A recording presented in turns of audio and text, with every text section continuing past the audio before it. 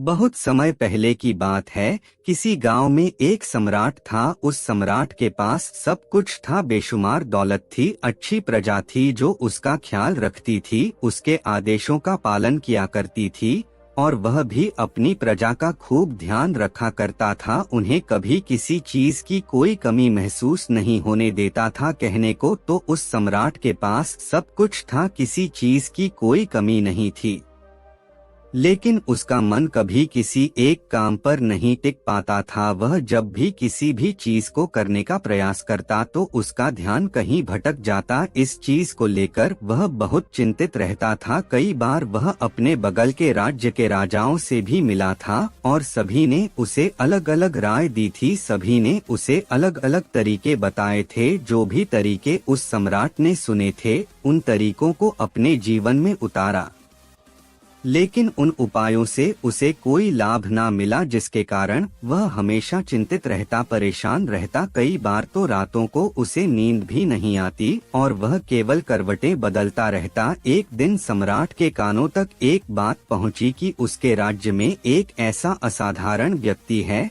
जिसके शब्द अनमोल है, जिसके एक एक शब्द में जीवन का रहस्य छुपा है, जीवन का सत्य छुपा है, और उस व्यक्ति से मिलने के लिए लोग दूर दूर से आते हैं, क्योंकि हर व्यक्ति की समस्या का समाधान वह बहुत ही सरलता और आसानी से करता है। यह बात सुनकर सम्राट बहुत प्रसन्न हुआ। उसे लगा कि अब उसके सवालों का जवाब उसे मिल जाएगा। इतनी तारीफ सुनकर सम्राट ने यह तय किया कि वह तुरंत ही जाकर उस व्यक्ति से मिलेंगे और उसे यह भी पता चल जाएगा कि जो लोग उनकी इतनी तारीफ कर रहे हैं, क्या वह सच है या नहीं। अगले दिन सुबह सुबह वह सम्राट उस व्यक्ति से मिलने के लिए निकल गया। रास्ता कुछ ज्यादा ही लंबा था, जिस कारण सम्राट ने बीच रास्ते में आराम किया। वहां पर उपस्थित हर कोई उस व्यक्ति के बारे में जानता था। जब सम्राट ने उनसे उस व्यक्ति के बारे में पूछा तो वे लोग उस असाधारण व्यक्ति की खूब तारीफ कर रहे थे।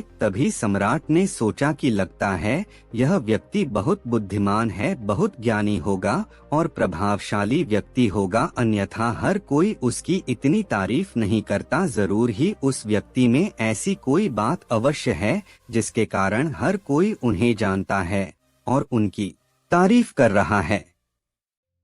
उस व्यक्ति की तारीफ सुनकर सम्राट के मन में उस व्यक्ति से मिलने की उत्सुकता और अधिक हो गई। अब वह सम्राट जल्द से जल्द उस व्यक्ति से मिलना चाहता था, जिसके कारण वह आगे का सफर तय करना शुरू कर देता है। जैसे तैसे वह सम्राट उस व्यक्ति के आश्रम पहुंचा, पर आश्रम में उसे कोई नजर नहीं आया। आश्रम के पीछे एक छोटा सा बगीचा था। जब सम्राट वहां पहुंचा तो उसने देखा कि एक माली बगीचे में काम कर रहा था। उसका पूरा शरीर मिट्टी से लथपथ, पैरों में कोई चप्पल नहीं थी। इसको देखकर सम्राट ने माली से कहा, सुनिए महोदय, इस आश्रम के मालिक कहाँ हैं?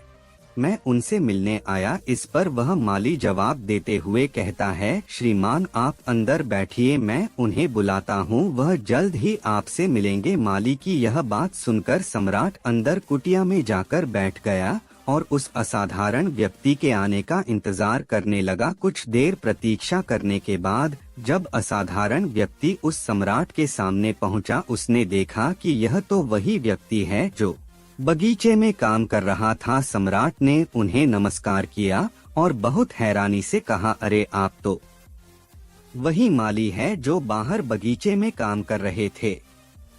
लेकिन अब की बार तो माली एक बौद्ध भिक्षु के रूप में आया था। तभी बौद्ध भिक्षु सम्राट से कहते हैं, सम्राट मेरा मजाक माफ कीजिए, मैं बगीचे में छोटा सा काम कर रहा था, मैं ही यहाँ का माली हूँ और मैं ही वह असाधारण व्यक्ति हूँ जिससे आप यहाँ इतनी दूर मिलने आए। कृपया करके अपने आने का कारण बताएं। इस पर सम्राट उन बौद्ध भिक्षु से कहता है, महाराज, मैंने सुना है कि आप जैसा व्यक्ति इस पूरे राज्य में नहीं है। मैंने आपकी तारीफ सुनी है, मैंने आपके बारे में कई सारी अच्छी बातें सुनी हैं। मैंने यह भी सुना है कि आपके पास जो भी अपनी समस्या लेकर आता है उसकी समस्या का समाधान आप अवश्य करते हैं। इसी कारण वश मैं आज आपसे यहाँ पर मिलने आया हूँ और मैं आपसे उपदेश सुनना चाहता हूँ।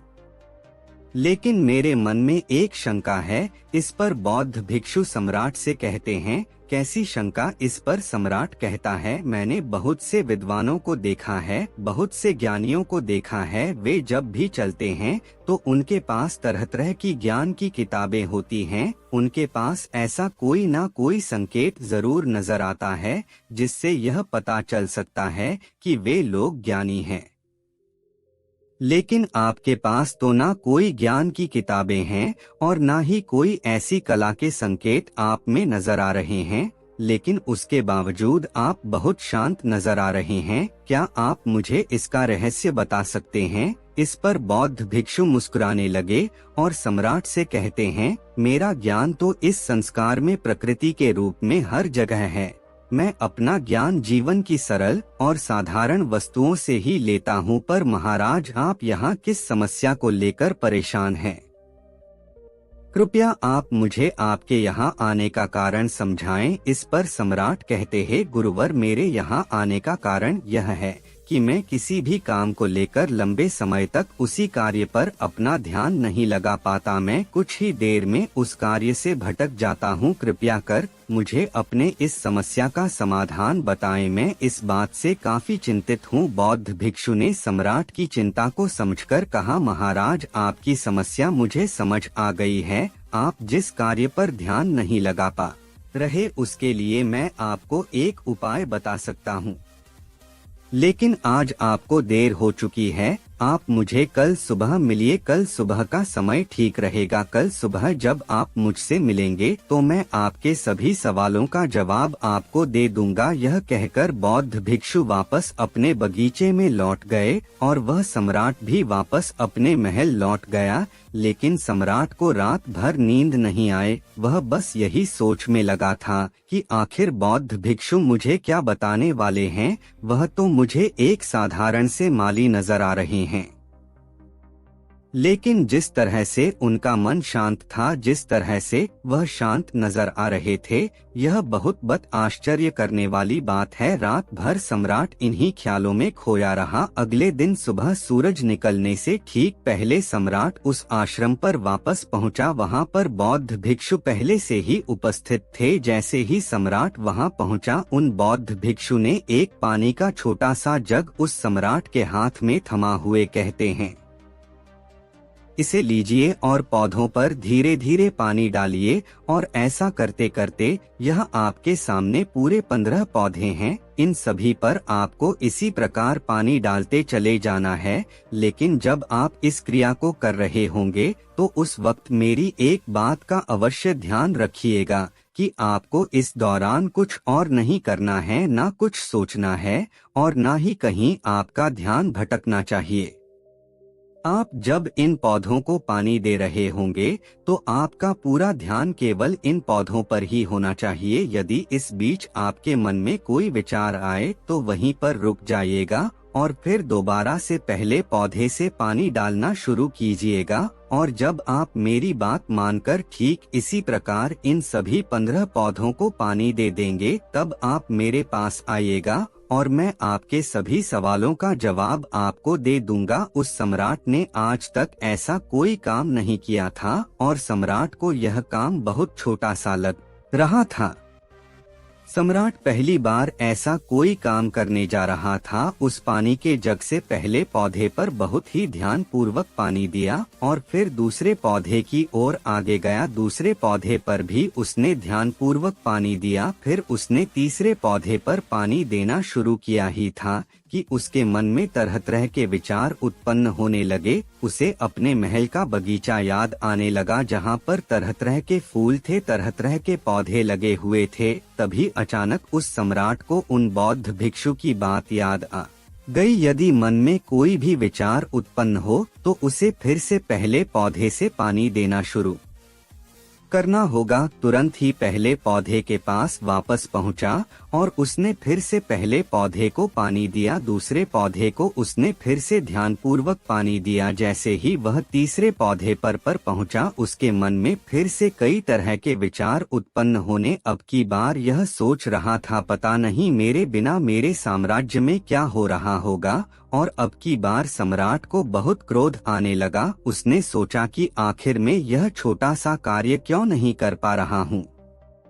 वह तुरंत ही फिर से पहले पौधे के पास पहुंचा। उसने अब की बार बहुत ध्यानपूर्वक पहले पौधे को पानी दिया, दूसरे पौधे को भी ध्यानपूर्वक पानी दिया। ऐसे करते करते अब की बार सम्राट करीबन 5 पौधों में बहुत ही ध्यान पानी दे चुका था। लेकिन अब की बार जैसे ही उसने छठे पौधे पर पानी देना शुरू किया, उस पानी को देखकर सम्राट के मन में नदी के विचार उत्पन्न होने लगे और सम्राट अब बहुत परेशान हो चुका था। जितनी बार वह पौधों को पानी देने का प्रयास करता है, हर बार वह असफल हो जाता। उसका मन उतना ही ज्यादा व्याकुल होता जाता और वह खुद पर क्रोधित हो जाता है। सम्राट यह बात बहुत अच्छी तरह से जानता था कि वह भिक्षु उसकी परीक्षा ले रहे हैं। वह बहुत बुद्धिमान था, इस कारण उसने उन बौद्ध भिक्षु के सभी नियमों का पालन करना जरूरी समझा। सम्राट जितनी बार भी कोशिश करता है, हर बार वह असफल हो जाता। उसका मन उतना ही ज्यादा व्याकुल होता जाता है, हमेशा खुद को किसी न किसी विचार में उलझा हुआ पाता। ऐसे ही करते करते सुबह से शाम का वक्त हो चुका था, लेकिन अब तक वह सम्राट पूरे 15 पौधों में पानी नहीं दे पाया था। जब बौद्ध भिक्षु लौटकर शाम को वापस आश्रम लौटे तो उन्होंने देखा कि वह सम्राट थक हार कर बैठा हुआ है और तरह तरह की बातों में उलझा हुआ है। तभी बौद्ध भिक्षु सम्राट के पास पहुँचे और कहने लगे, हे सम्राट, मैं तुम्हारी ईमानदारी से बहुत खुश हूँ। तुमने अपने कार्य को पूरे मन और लगन के साथ करने का पूरा प्रयास किया, इसलिए जो बात मैं तुम्हें बताने जा रहा हूँ उसे बहुत ही ध्यानपूर्वक सुनना और समझने का प्रयास करना। जब हमारा मन विचारों से खाली हो जाता है, तब उसमें मन का असली स्वरूप नजर आता है। तब साधारण से साधारण सा काम भी हमें ज्ञान और शांति देता है। इस पर सम्राट उन बौद्ध भिक्षु से कहता है, हे महाराज, पर यह कैसे संभव है? मैं तो जब भी कोई कार्य करता हूँ तो मन में कई तरह के विचार उत्पन्न होते हैं और मैं उन विचारों में फंसकर रह जाता हूँ और वहाँ से बाहर निकलने का कोई रास्ता मुझे नजर नहीं आता। तभी बौद्ध भिक्षु मुस्कुराने लगे और सम्राट से कहते हैं, हे सम्राट, तुम पौधों में पानी नहीं डाल रहे थे, तुम तो जल्दी जल्दी अपने इस कार्य को बस खत्म करना चाहते थे। तुम्हारे मन में तो यह विचार उत्पन्न हो रहा था कि तुम जल्दी से जल्दी इन 15 पौधों में पानी दे दो और उसके बाद तुम मुझसे मिल सको, मुझसे अपने प्रश्नों का उत्तर जान सको। किसी कारणवश यह कार्य तुम्हें बोझ सा प्रतीत हो रहा था, मानो मैंने तुम्हारे कंधों पर एक बोझ रख दिया हो, और यही कारण है कि तुम अपने आप को इस पल में रोक नहीं पाए जब हमारे सामने रखा हुआ कार्य बोझ लगता है तो हम उसे बस जैसे तैसे खत्म करना चाहते हैं और उस काम को करते समय हम अपना पूरा ध्यान उस कार्य पर नहीं दे पाते। किंतु अगर तुम इस पल के महत्व को समझ पाते, इसके महत्व को महत्व दे पाते और केवल पौधों और पानी पर ध्यान देते, तो तुम्हें कोई भी विचार परेशान नहीं कर पाते। इस पर सम्राट कहता है, हे महाराज, मुझे आपकी यह बात समझ में आ रही है कि मैं जल्दी जल्दी इस कार्य को खत्म करके आपसे मिलना चाहता था, जिस कारण मेरा मन इस कार्य में पूरी तरह से नहीं लग सका। लेकिन यह एक पल है जो हम जी रहे हैं, उस पल में रहना बहुत कठिन है। क्या मुझे इसके लिए कोई तपस्या या तप करना होगा? इस पर बौद्ध भिक्षु एक बार फिर मुस्कुराने लगे और सम्राट से कहते हैं, जिस शांत मन की तलाश तुम कर रहे हो, वह शांत मन तो पहले से ही मौजूद है, वह तो पहले से ही तुम्हारे भीतर है। इसके लिए तुम्हें कहीं भी जाने की कोई आवश्यकता नहीं है और ना ही तुम्हें कहीं शांत जगह जाने की आवश्यकता है। इसके लिए कुछ जरूरी है तो वह है अपनी सांसों पर ध्यान देना। इसलिए अपनी सांसों पर ध्यान देना सीखो। हम किस तरह से सांसें ले रहे हैं और किस तरह से त्याग रहे हैं, इस बात को देखने और समझने का प्रयास करें। तब तुम्हें यह समझ में आ जाएगा कि तुम्हारा शांत मन तो तुम्हारी सांसों के साथ ही बना हुआ है। उसके बाद तुम चाहो तो कोई भी कार्य करते वक्त भी अपनी सांसों पर ध्यान दे सकते हो। जब तुम कहीं चल रहे हो, कोई ऐसा कार्य कर रहे हो, तो तुम्हें अपनी सांसों पर ध्यान देना चाहिए, या कोई भी ऐसी क्रिया जो तुम्हें वर्तमान से बांधे रखें। इसका एक और तरीका है, 2-4 मिनट अपने आसपास की प्रकृति पर गौर करो, देखो कि क्या चल रहा है तुम्हारे आसपास। इससे तुम वर्तमान में आ जाओगे। फिर तुम अब कार्य को जल्दी जल्दी बस यूं ही खत्म नहीं करके उसे पूरे मन से करने का प्रयास करो, जिससे तुम्हारा मन एकाग्र होगा। और जब तुम्हारा मन एकाग्र होगा तो तुम चाहे कोई भी कार्य क्यों ना करो, फिर चाहे वह छोटा हो या बड़ा, तुम्हारा मन उसमें पूरी तरह से विलीन हो जाएगा और वह कार्य ही तुम्हें शांति और ज्ञान भी प्रदान करेगा। ऐसे समय पर हमारे मन में किसी प्रकार के कोई विचार उत्पन्न नहीं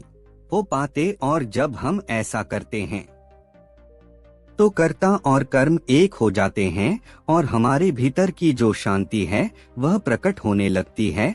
हम उसमें मग्न हो जाते हैं। इसे तुम चाहे तो आनंद कह सकते हो या फिर वर्तमान में जीना कह सकते हो, और यह अवस्था सरलता से प्राप्त भी कर सकते हो। बस तुम्हें केवल अभ्यास करना होगा। बौद्ध भिक्षु सम्राट से कहते हैं, जो मन मुश्किलों में शांत रहता है, मुश्किलों से भागता नहीं है, केवल सचेत रहता है, वह मन हर परेशानी को पार कर सकता है, हर दुविधा से बाहर निकल सकता है। सम्राट को उन बौद्ध भिक्षु की यह सारी बातें समझ में आ चुकी थी। उसने उन बौद्ध भिक्षु को प्रणाम किया और वहां से वापस वह अपने राजमहल लौट आया। उसने अपनी सांसों पर ध्यान देना शुरू किया और धीरे धीरे इस निरंतर अभ्यास के कारण वह अपने हर कार्य को ध्यान और मन लगाकर किया करता था, जिससे उसे असीम शांति मिलती थी और वह छोटे छोटे कार्यों से भी ज्ञान प्राप्त कर लेता था। इसलिए दोस्तों, कभी किसी कार्य को बोझ मानकर मत कीजिए, क्योंकि यदि आप उसे बोझ मानेंगे तो जल्दी उसे आप अपने ऊपर से उतारने का प्रयास करेंगे, अर्थात उसे जल्दी जल्दी खत्म करने का प्रयास करेंगे। लेकिन इस प्रयास के दौरान आप जो भी कार्य करेंगे वह पूरे मन और लगन से नहीं हो पाएगा,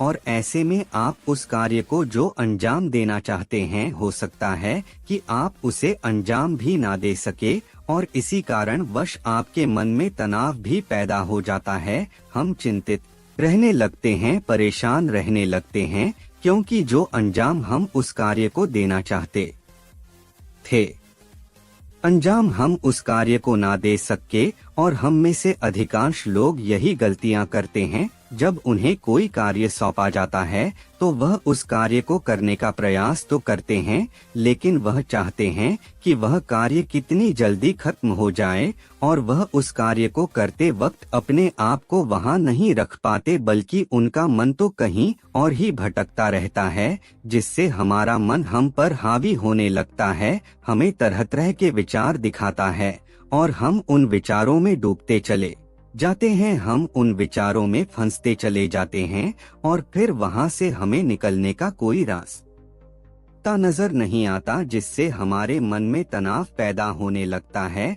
हम बहुत परेशान रहने लगते हैं। हम चाहकर भी किसी कार्य को नहीं कर पाते, और जो कार्य हमें वर्तमान की ओर ले जा सकता था, उस दरवाजे को हम खुद ही बंद कर देते हैं, क्योंकि वह कार्य हमें बोझ लगने लगता है। इसलिए जब भी आप कोई कार्य शुरू करना चाहते हैं तो उससे पहले अपना पूरा ध्यान अपनी सांसों पर केंद्रित करें, और फिर आप चाहे तो अपने काम के दौरान भी अपनी सांसों पर अपना ध्यान लगाए रख सकते हैं, और यही सांस का जो ध्यान है यह आपके काम के ध्यान में परिवर्तित हो जाएगा, और इस कार्य में जो भी कठिनाइयां उत्पन्न हो रही हैं उसे आप पल भर में सुलझा देंगे। फिर चाहे कैसी भी विपरीत परिस्थितियां आपके सामने क्यों न आ जाएं, आप उस कार्य को पूरे मन और लगन के साथ पूरा करके ही रहेंगे।